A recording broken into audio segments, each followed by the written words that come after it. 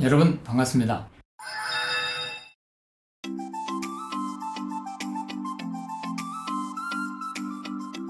우리가 사회에서나 직장에서 가장 많이 듣는 말이 무엇일까요? 변해야 살아남는다, 변하지 않으면 죽는다라는 말을 많이 듣죠. 선진 애국기업 친구들 말하기를 Change makes you survive, you couldn't change, will die 라고 하죠. 공룡을 비롯한 지구상의 많은 생물들이 6,500만 년 전에 왜 갑자기 사라졌을까요? 어떤 과학자들은 화산 폭발 때문이라고 말하기도 하고요. 우주에서 운석이 떨어지는 바람에 공룡이 멸종되었다고 주장하기도 합니다. 그러나 저는 개인적으로 급변하는 환경 변화에 적응하지 못해서 멸종한 게 아닐까 생각해 봅니다. 적자 생존이라는 말이 있죠. 환경 변화에 가장 적응을 잘하는 사람이 살아남는다는 말이죠. 찰스타인은 말하기를 이 세상에서 가장 오래 살아남은 종은 가장 힘이 센 정도, 가장 머리가 좋은 정도 아닌 환경 변화에 잘 대처하는 종이라고 했습니다. 자, 그렇다면 여러분은 새로운 변화를 해보고 싶고 바꾸고 싶은 습관이 있다면 무엇인가요? 미국의 심리학자 윌리엄 제임스는 우리 삶이 일정한 형태를 띠는 한 우리 삶은 습관 덩어리일 뿐이라고 말했습니다. 습관의 중요성을 일깨워주는 선진기업의 좋은 사례 3가지를 소개해봅니다.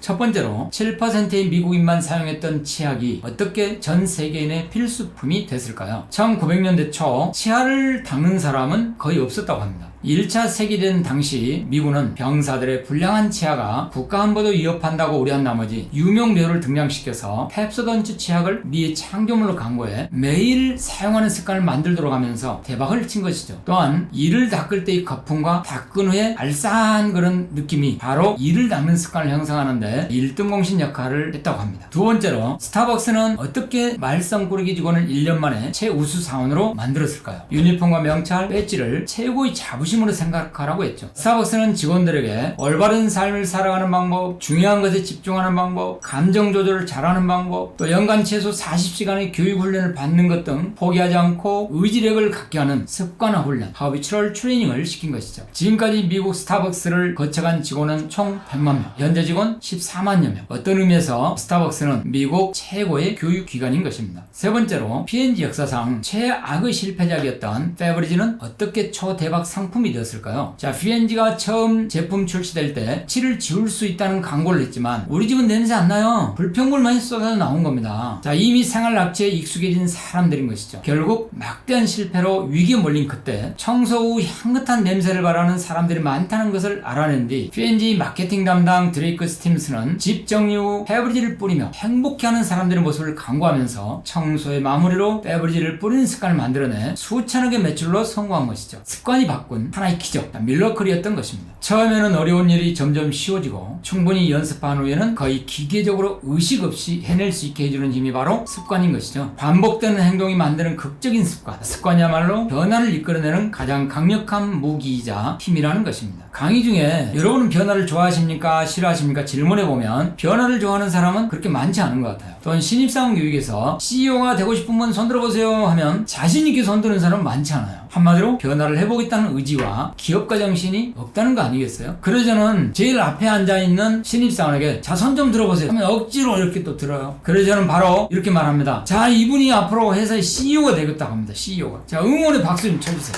아마도 그 신입사원이 20년, 30년 뒤에는 분명히 CEO가 되었을 거라고 생각합니다. 자, 변화는 체인지라고 하잖아요. 체인지에서 글자 G 하나만 바꾸라면 무슨 글자를 바꾸겠어요? G를 C로 바꾸면 chance, 기회가 되는 것이죠. 글자 하나만 바꾸면 되는데 쉽지가 않은 겁니다. 오바마 대통령도 선거 유세 때 나를 선택한 변화는 곧 기회라고 하면서 승리해 대통령이 된 적이 있죠. 변화는 드라마틱한 것이지만 인간은 변화를 좋아하지 않는다고 합니다. 변화는 얼마나 불편하고 어색하고 어려운지 제가 증명해 드리겠습니다.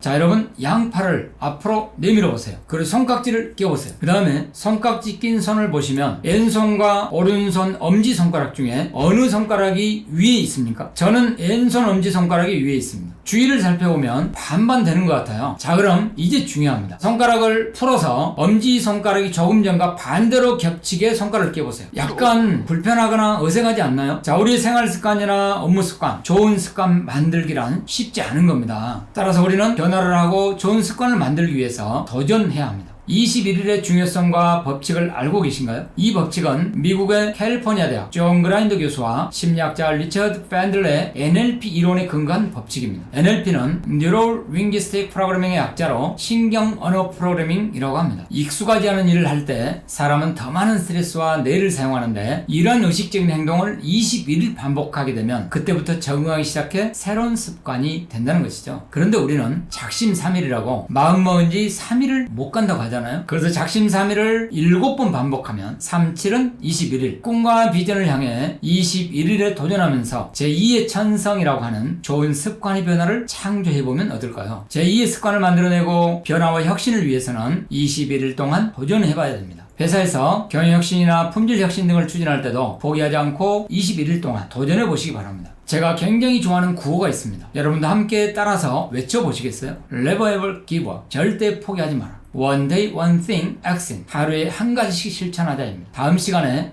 더 유익한 내용으로 함께 하겠습니다. 감사합니다.